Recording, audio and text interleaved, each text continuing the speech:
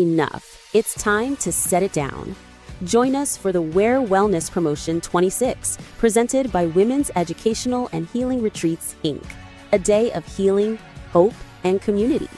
Discover wellness resources, connect with local vendors, and find encouragement on your journey toward peace and restoration. March 28th at Windcrest United Methodist Church in Windcrest. Learn more and register today at wellnesscentersa.com. She's here. She's here. I'm in the building. So good morning, good afternoon, good evening, wherever you're viewing from. I'm Laura Thompson with TAAN TV, the African American Network, where we have a local feel with a global reach. And you're tuned into the coffee break. And guess who dropped by to have some virtual coffee with me this morning? Miss Alicia Sebastian. She's the president of the SAISD School Board trustee. And so thank you for hanging out with me for a little bit. How you doing? I'm wonderful. Thank you for inviting me. Oh, no problem, no problem. Glad to finally be here. I know it. I've been waiting It's for been a while. Right. She said, I'm gonna make it. And so she finally did. I'm here. So before we get started with the interview, could you just give us a little background information on you, like who you are, what you do, why you do it, where you're from, all that good stuff. Oh, okay, yeah. So, my name's Alicia Sebastian, as mentioned. I currently serve as the board president for SAISD Board of Trustees, where I've been serving for the last 7 years. I'm in my 7th year. Wow. I actually became the board chair last year in July. So that's exciting. It hasn't been a year yet, but it's been definitely feel like eternity, right? But I'm originally from New Orleans. I've been here in San Antonio for almost 21 years now. Really? Wow. I know, it's been a long time. Just raised by a single grandmother. Education was always the focal point in our family. My father was military, so we did a lot of moving around when I was young, but finally settled in New Orleans, which is my mom's hometown. And, you know, I didn't realize the importance of education, I would say, until I graduated, went to college, did not do well. Right. And, you know, all my formal years of education, I was told I was smart, I was doing well, I was actually skipped. But when it was time for me to go to college, I was not prepared, right? Yeah, that's a different. It was a whole world. different world, right? And so when I started to have kids of my own, I was just like, I could not have them succumb to the same issues. I needed them to be prepared for college or for whatever they wanted on the other side, right? And wound up moving to San Antonio when my oldest was going to first grade. Oh, wow. So, and I have been an advocate. I think that's where it started, just making sure that when we came to a new space, he was at a good school, he had good friends, we were in a good community, all those good things. And so I've always been active in my kids' education. Then I wound up having 3 more after that. So I definitely was just kind of stuck into that. But I think that is where that seed initially started for my passion for being an active participant and voice in my children's education. It's what wound me up where I am today. Wow, so that's phenomenal. So I remember when you were campaigning, I came up to the Club Black Center to vote. And you were up there campaigning, and I was like, wow, Alicia's running for the school board for District 2. And I said, okay. Yep. And I don't think I was living in the district, but I told other people that you were running. And so what made you decide to run for school board? So I moved to the east side, I want to say back in 14, somewhere around in there.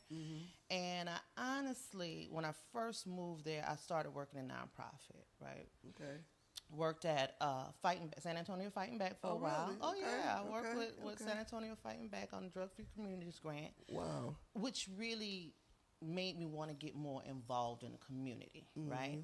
Love the east side because that's where the black folks was at. Now, you know, when I first moved here, I was like, where are the black people? Because I was on the northeast side. I was on the north side. I was like, where are the black people? So when I moved to the east side, I was like, okay, you know, this is home. I wanted my kids to have that experience. So I wanted them to have a black experience growing up in community with other kids doing well and seeing themselves, right? Because they weren't. And then so once I started with nonprofit, got them in schools. I was not, just to be completely honest, and I tell people all the time, as a school board member, we don't work for the school board. Many people run for the school board because they're unhappy of the conditions of the school, and I was very unhappy. Wow. The schools that my kids had to go to in the neighborhoods, they weren't faring well. They weren't the best kept. When I walked into their buildings and saw the conditions versus the conditions on the north side, I'm like, what's happening over here? It just seemed to me that there was intentionality about these kids not having the same resources, and that bothered me. And so I became active in the schools again, took it to another level, started doing PTA work on the PTO. But prior to that, which I know you probably remember, I was a hairstylist for many, many years. And so even before I moved to the East Side, I wanted to give back to cosmetology. So I found cosmetology program over at Sam Houston High School. And I would go and I would mentor with the kids. This was when Miss Leslie Copeland was running the cosmetology program. And so I would help them put on hair shows. And so that was my first exposure in the school, just with the students, aside from my own kids. And so I had established relationships there, and when I moved over here, it just really strengthened, right? And I started to be there all the time because my kids were there. And so I saw a need when my predecessor, he left the board. He wound up saying that he wasn't going to serve after, I think, over 25 years. Or more, almost 30. Right. He wasn't going to run again. And I looked at, of course, I didn't at the time know what school board was. I thought, again, it was just an extension of me being able to fuss and advocate for the kids and why they don't have the books and, all the good things. I have no idea. It was really about governance, right? But, I actually spoke to Mr. Howard when I decided, and I asked him, what did it entail? And, of course, he was like, girl, you crazy? Why you want to do this, right?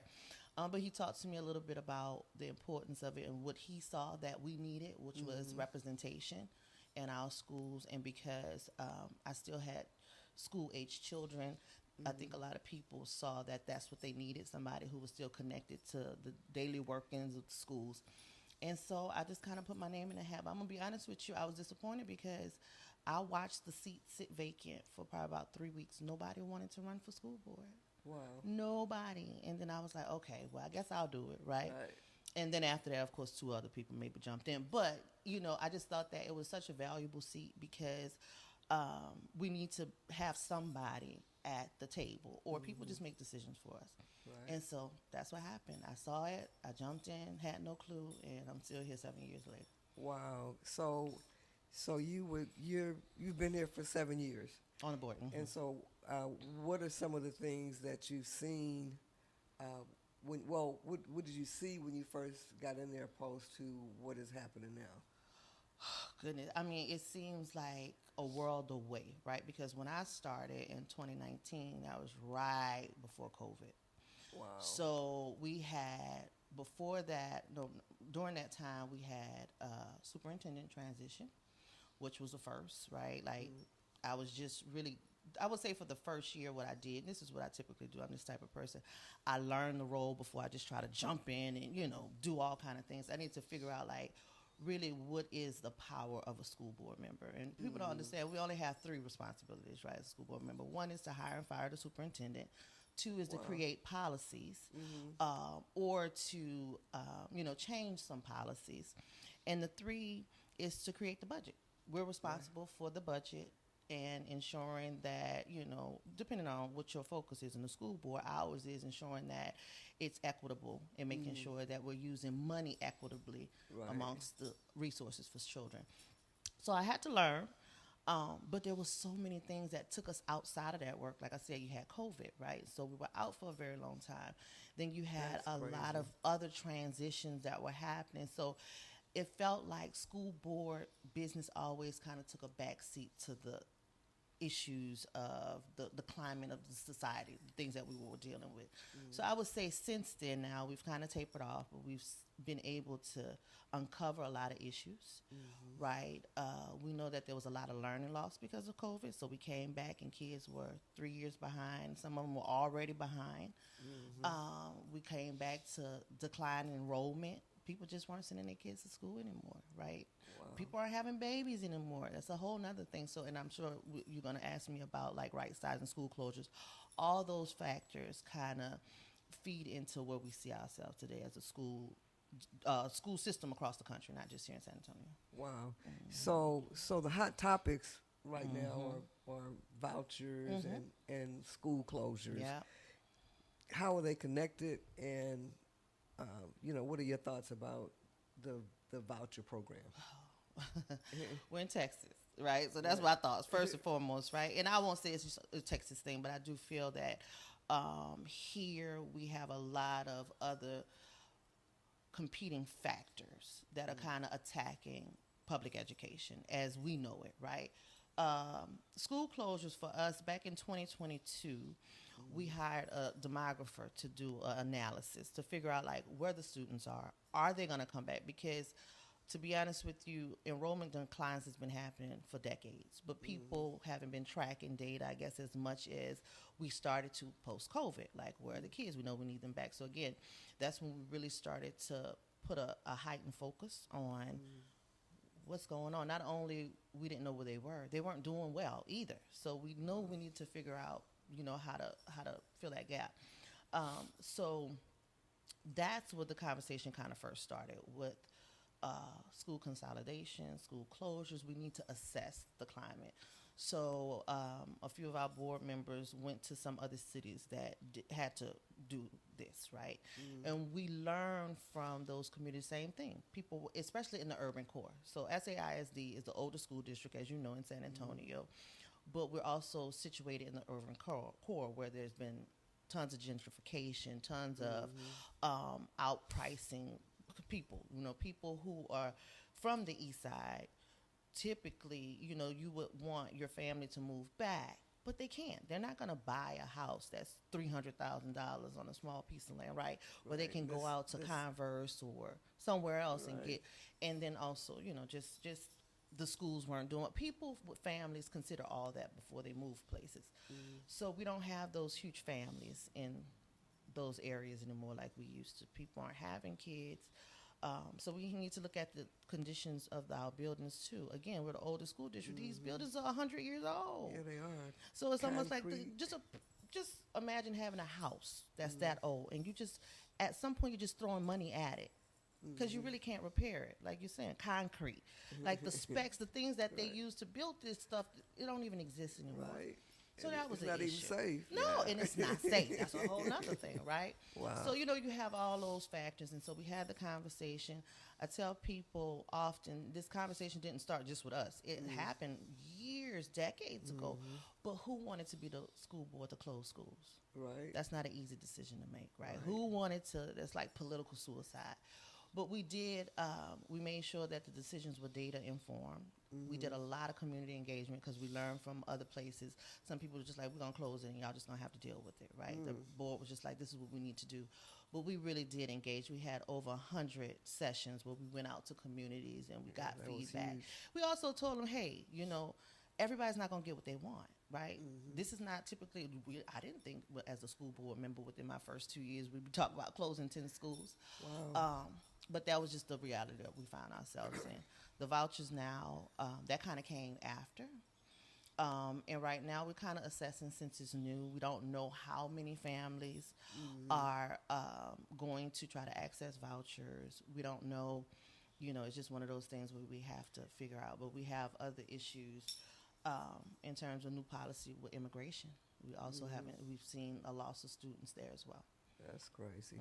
So I hear a lot of conversation about like school closure and buildings and all of those things. But as far as curriculum, like public schools have been around for a long time. Yeah. And so the curriculum and the requirements, educational requirements to move to the next level for students hasn't changed a lot.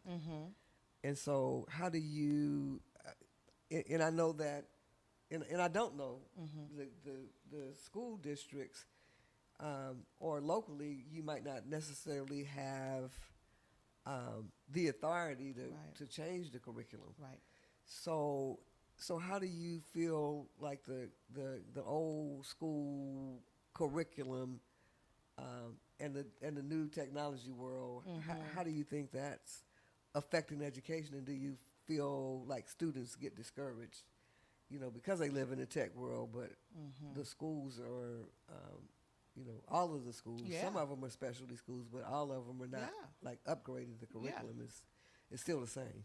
Yeah, I mean, I think that's a loaded question because you got a lot there, right? It's in terms of the curriculum. Um, we have state accountability. Mm-hmm. So for the most part, here, if you want to be able to demonstrate that your kids are learning, it is how well they're performing on the STAR test. And we have mixed feelings about that. Even myself serving, I think it's a disadvantage to put such a high emphasis just on one test, and it really depends on. I think it's kind of driven by leadership in terms of what they're going to put the focus on. So here in San Antonio, ISD, we have mixed models of schools. We have a lot of regular ISD neighborhood schools, but then we also have partnerships with innovative partners, right? And so we have like ALA, Advanced Learning Academy. We have Young Men's Leadership Academy, Wow. Young Women's Leadership Academy. Now, they all have to pass the test, right? They still have to prepare kids to be able to pass. However, delivery models with anything else is always going to be specific to the school or the campus itself, right? And so what we know is good teachers can teach regardless, right? And I think that's a concern of a lot of people, just the state of educators. Like, some people don't even want to teach anymore. So I think for us, we understood, in order for us to kind of get a better pulse on what was happening in the classroom with our kids, we deployed a universal curriculum across the district. Because what it was looking like before was you would go to one school in 6th grade and they're learning one thing. Then you go to another school and they're learning something totally different. There was no synchronicity across the district. And for me as a parent, especially when I have so many kids in school, I want to know that, I can kind of plug in and my kids should be on the same level as other 6th, 7th grade, whatever the case may be. So I think that in terms of the curriculum, everything is now online. So of course kids are now able to access it that way because that's their new world. But honestly, I mean, we're behind. I mean, we are so behind. This tech era has taken off so quickly to where everybody's trying to play catch up, and the districts are certainly not immune to that. And the kids are ahead of the Yeah. the adults that are teaching Yes. because that's all they do all day and night Yeah. is. And I would say deal with- COVID was helpful in some regards because at least it allowed us to get computers in front of kids. Right? Because before that, you were still trying to make them do things the old way, and that's not their reality. And so because we were able to get computers and start doing virtual learning and putting tests on computers where they're used to, we did see a difference in just how to re-engage and connect with them that way. Wow. So let's talk about the schools. I know you said in 22. 22, we started the conversation. All right. And then you closed some schools. We did. Already. So have you closed more schools since then, or? Yeah. So when we voted to do the school closure 2023, we closed 15 schools. However, it only impacted 10 buildings. Because closures weren't just about closing. It was about either you need to consolidate, because like I said, a lot of it was driven on enrollment. You had schools that were built to serve 1,000 students that actually only had 250. Right? So you think about how much you throw. It's waste. It's waste. Exactly. You think about, you still have to keep the lights on the whole building. You still have to, run the HVAC system. And, we had issues with that too because of old units. So a lot of what happened with closures was not just about the building. It was about how do we strategically resize, and that's why we called it right size, and how do we refit for this new reality we were in. The kids aren't coming back. We don't see it. I would say that the data is not showing that we're going to have a huge influx of kids coming back at any point. So that was a part. But over on the east side, I'll give you an example of kind of how I say we closed 15, but it only impacted 10 schools. For instance, Gates was a school that was closed. MLK actually is getting a brand new school. So what happened was all of the kids from MLK are now at Gates until MLK is complete. And it's going to be a high-tech, state-of-the-art school, right, that we finally need here on the east side on MLK. And then once that school is complete, they'll move back there, and then Gates will close. Wow. Miller was another one that we closed. However, Smith was a school, very aging school, a lot of issues. So they are actually going to move to Miller because Miller didn't have the actual enrollment. Because a lot of those schools, too, if you think about it, they were built inside of neighborhoods. And those neighborhoods aren't thriving anymore. Right. So Smith decided to go to Miller, which was a newer school, in lieu of them, having to close or whatever the case may be. Wow. So that's what happened in some instances across the district. Wow. So you've got some like Highlands High School, my alma mater. Your alma mater. Go Owls. Yes. So that's a whole new school. It is out there. Yeah, it's a new school. Like the I took a tour of the school in the band area. It's like they have these individual booths for kids to practice. It's nice. When we were out there, the band room was about this size. A little tiny box. Yeah, that's right. That's right. And it wasn't really emphasized. Right. It's like you could take band or whatever because it's it's an elective. Exactly. And it was just to have something to do. Right, for the kids to do. Check off the list. But now, fine arts is really a big thing. Yeah, it keeps a lot of kids in school. Yeah. So I was excited about that. So what other schools have y'all upgraded? Oh yeah, like that. Well, all of the comprehensive high schools, pretty much have been touched in some way. So Sam Houston is still being worked on, expanded. I think the black box is almost finished. The next thing that we're working on, guys, we are getting to that field. Right. That field is, I'm just going to be honest with you. I remember I went to a football game back there last year, and somebody said, we're on the same bleachers that we had when I was in school in 1979. I said, now, that's making my heart hurt because I was sitting there. But embarrassed. That is a part. But the thing is, too, we had bonds that came 2016.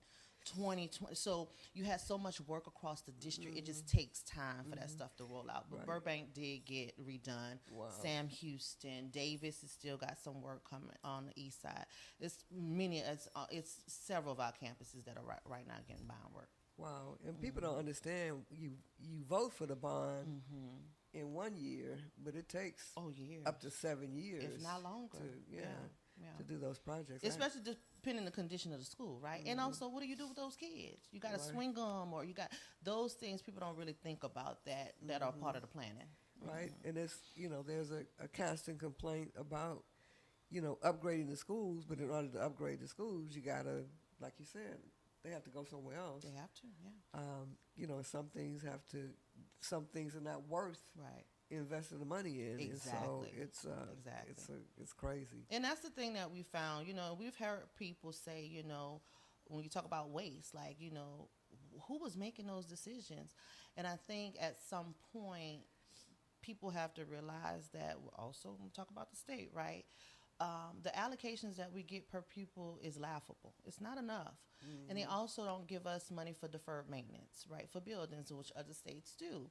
Right. That way, we're not taking money that's allocated for education to fix buildings. And that's what we've been tasked with. It's either you strengthen the curriculum, you make sure you get the best qualified teachers in this classroom, or you spend money constantly on aging buildings. That's the decision. And who wants to say, oh, well, let's fix the building, make the building pretty, and let the kids suffer?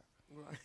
You know what I mean? That makes no sense. Right. But that's pretty much the hand we've been dealt. But if you don't get the buildings fixed, we have all these HVAC issues that happens at the beginning of the school. They suffer in some other way. So it's, 6 in one hand and half a dozen in the other, like my grandmother used to say. Wow. Yeah. So I know I mentioned the vouchers, but how do you think that vouchers are going to affect the public schools and enrollment and all of that? I mean, I would say this, and everybody who knows me understands that although I serve on the public ISD, I am an advocate for education, period. And I believe in parent choice. I was a parent who chose different schools for my children because I understood that they learn differently. So if that meant they needed to go to a specialized school and not the neighborhood school, I was that parent that did that. So I won't say anything negative about ensuring that parents have choice. I think that you have to empower parents, right? So I do believe that the vouchers came from a place of good intent in some ways. However, the impact is really, we won't be able to see it until down the road, until the parents make those decisions to say, hey, am I going to use this money? Am I going to allow this money to still flow through the system that I believe that can do right by my students? Or am I going to have to go through the process of, applying for vouchers, finding places that take them, go through that? Like, it's a whole thing. And we don't know yet. And we're in transitional times and transformational times, and the outside world has changed a lot, and it's going at this rapid speed, and our educational system is not keeping up with that right now. And it's I hear a lot of people talk about public schools. I know you represent a public school, but they talk about public schools. And, we grew up in public schools, blah, blah, blah. But times are changing, too. And so public schools, the way y'all do business, it has to change. It has to. Oh, yeah. Yeah. We're in I've said this more frequently recently that this is probably one of the biggest education transformations since the inception, right? Because we've never had institution. It's always been delivered the same way. Everybody had to access it the same way. Unless you went to a private school, right? There was no charters when we were in school, right? You either went to a Catholic school or you went to the regular schools. So now we're in a whole different society where, again, parents have choice, which I do believe that is important. But it's almost like technology era. You have so many choices. It become overwhelming. How do you choose? You see a lot of parents going from the public schools into charters, back to the public, like bouncing around. And to me, that could be harmful to students too. So, my advice is just really research like with anything else. Research what's best for your kid. I had tons of kids. They were all different. Right? Although I would have wanted to keep them together, I had the opportunity to get them places where they would be able to, do well. But that's what we got. And it's going to continue. It's not going to change. It's never going back. Right. And one size just does not fit all. It doesn't. A lot of kids, they have a lot of programs for kids that, and I don't like to give kids labels, but they're labeled as special needs. Yeah, for sure. But I just think that they have different learning styles. Absolutely. Like you said. Absolutely. And if you could tap into that, we could be, successful and be higher up on the education chart globally. Yeah. So, wow. So this is a great, great, great conversation. Thank you. So what's next, and what's new? Yeah. Well, for SAISD, our superintendent made the announcement last week that he is retiring after 40 years. So we'll be. Wow, he doesn't even look like. I know, right? Crazy. He's been in since he was 5 years old. I told him, goodness grief. But for 40 years of public education, really? Wow. And he has openly said that in all of his years, and he's only been with us for 4 years. And two things that he said is very interesting. Although he's been a superintendent with us for 4 years, he's like one of the most tenured superintendents that we're finding right now. Because superintendents, they're how long they're staying around is about 2.5 years. Really? Because the work is so hard. It's and he said that this is by far the hardest, challenging time that he's ever seen in public education. Wow. So that's new for us. We're going to be looking for a new leader. But our mission, we've worked very hard as a board to clearly identify who we are, and that is a board that is in an urban district, is serving a lot of low income families, but they're still brilliant, right? And they're still worth every last effort that we give, and we honor our families and treat them like our own families, right? And so I think we built a culture of excellence in a place where people don't expect it, because especially we come from a place where people just push kids through, and no, we believe that they can learn just as well as anybody else. Absolutely. And so that's where we find ourselves. We find ourselves continuing to upgrade buildings, right? Figure out how to stay abreast of all the changes while we're doing new leadership, and making sure that we're still pushing kids out to be the great leaders of the future that we need them to be. Right.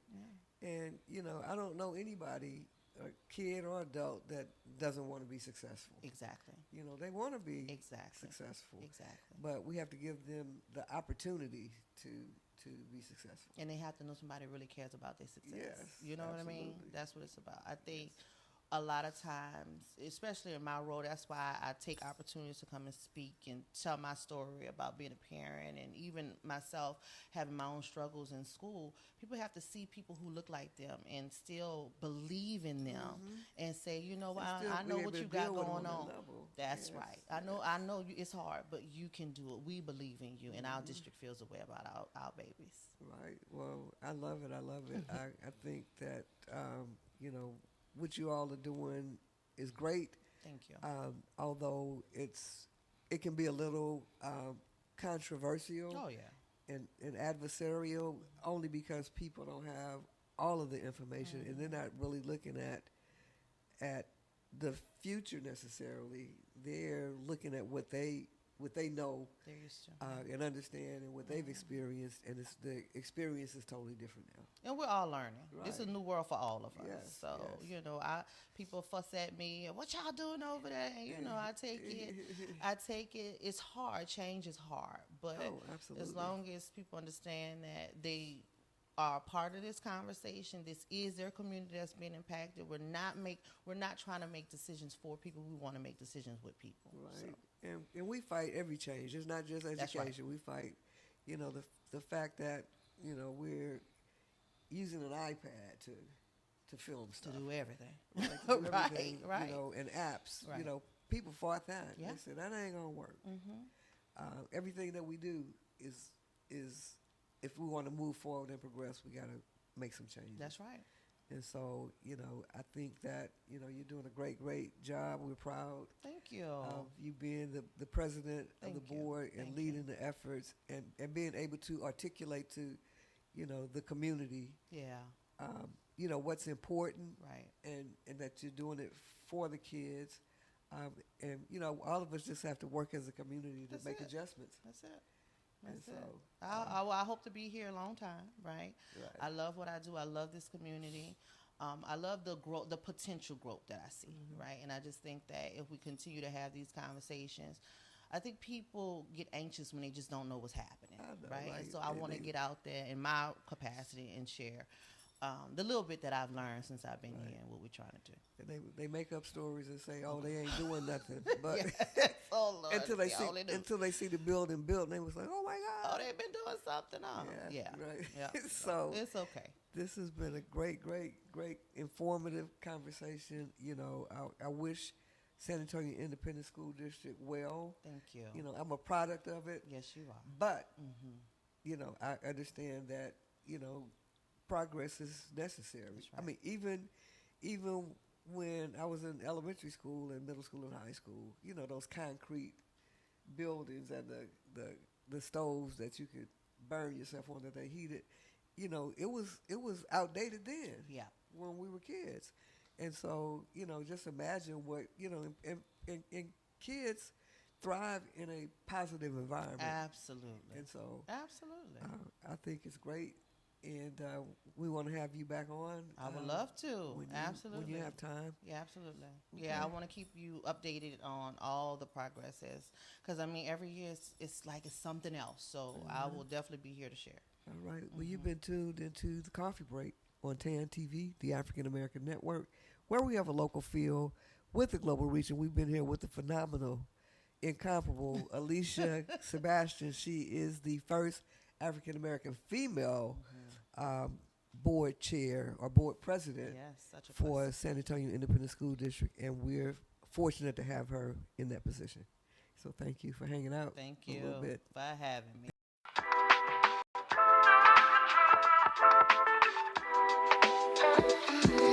Hello, family and friends.